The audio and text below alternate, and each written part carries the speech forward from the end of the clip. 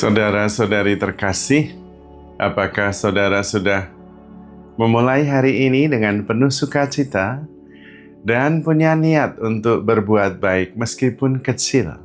Semoga Tuhan memberkati niat baik saudara. Mari kita hidup sepenuhnya, karena hidup itu luar biasa. Saya seringkali mendampingi anak-anak muda di dalam retret, dan senang sekali ketika menyaksikan mereka berubah, mengalami pertobatan, dan punya niat-niat untuk membaharui diri, membaharui relasinya dengan orang tua, dengan keluarga, dengan siapa saja. Demikian juga saya mendampingi banyak retret umum.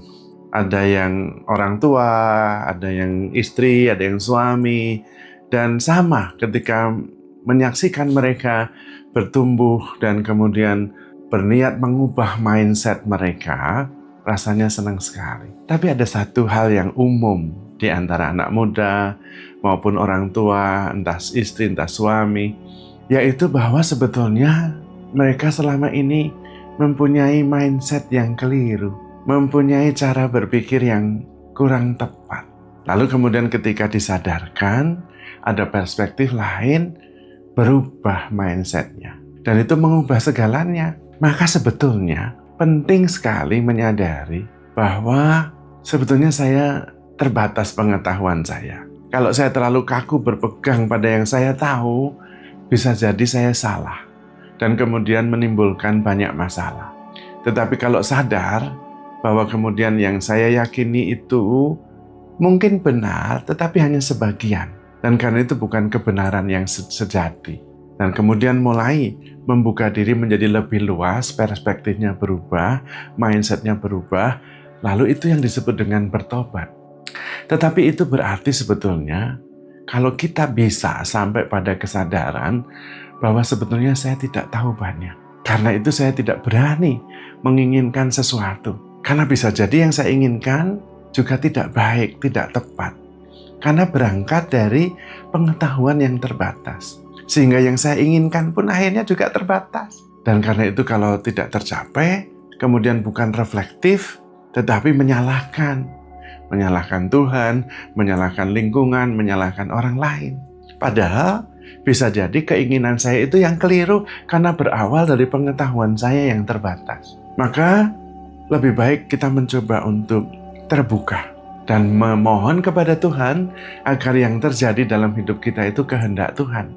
Meskipun kadang-kadang kita anggap, kita nilai tidak baik.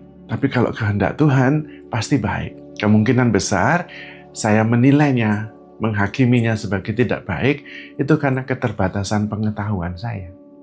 Maka kalau ada keterbukaan dan menghendaki kehendak Tuhan yang terjadi, kita terbebaskan dari kekecewaan dan juga penghakiman penilaian-penilaian yang seringkali keliru. Lebih baik kita yang bertobat, mengubah mindset, mengubah false belief. Karena kemungkinan besar sebabnya adalah false belief itu, keyakinan yang keliru itu. Itu pun karena keterbatasan kita. Dan itu keterbatasan cara berpikir kita. Maka Tuhan Yesus meminta kita supaya jangan menghakimi. Karena kemungkinan besar itu keliru. Karena penghakiman kita berdasarkan pengertian pengetahuan kita. Dan pengetahuan kita itu berdasarkan cara kita dibesarkan. Karena itu kurang luas. Dan seringkali pertimbangannya adalah pertimbangan egoistik. Yang tentu makin tidak tepat. Maka Tuhan meminta kita untuk mencintai. Karena mencintai itu berarti membuka diri. Percaya segala sesuatu, mengharapkan segala sesuatu, dan sabar menanggung segala sesuatu. Akhirnya artinya di belakang itu ada sebuah kesadaran bahwa saya itu nggak tahu banyak. Bahkan sebetulnya saya tidak tahu apa-apa. Karena itu saya terbuka saja dan kemudian menerima segala sesuatu. Tidak cepat-cepat menghakimi, karena penghakiman itu kemudian bisa menghambat untuk menerima, menghargai dan mencintai. Maka daripada menghakimi, kemudian tidak mempunyai waktu dan kesempatan dan energi untuk mencintai, lebih baik mencintai. Sehingga kita tidak punya waktu, tidak punya energi untuk menghakimi. Dan disitulah kemudian kita bertumbuh, terbuka, makin luas, dan kita bisa melihat dan mengalami Tuhan. Ternyata dari yang semula kita anggap tidak baik, ternyata bisa jadi itu adalah rencana Tuhan yang indah sekali. Karena itu yang terdahulu bisa menjadi yang terakhir, terakhir bisa menjadi yang terdahulu. Menghakimi pada saat tertentu, itu berarti kita membatasi penghakiman kita pada periode tertentu. Padahal bisa jadi ada perubahan besar kalau kita lihat dari konteks yang lebih besar. Maka yang penting dalam diri kita mempunyai keyakinan bahwa dengan membuka diri, dengan hadir sepenuhnya, dengan menerima segala sesuatu, tidak cepat-cepat mengadili dan menghakimi, kita justru akan melihat apa yang jarang dilihat. Dan kita bisa bertumbuh menjadi pribadi yang lebih matang, lebih terbuka, lebih penuh kasih.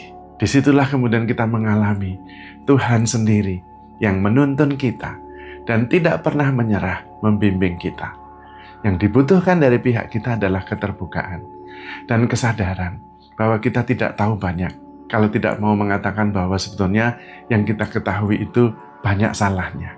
Nah, kalau sudah seperti itu, kita kemudian mempunyai sikap yang lebih terbuka, lebih rendah hati, lebih berani menerima segala sesuatu, dan sabar menanggung segala sesuatu.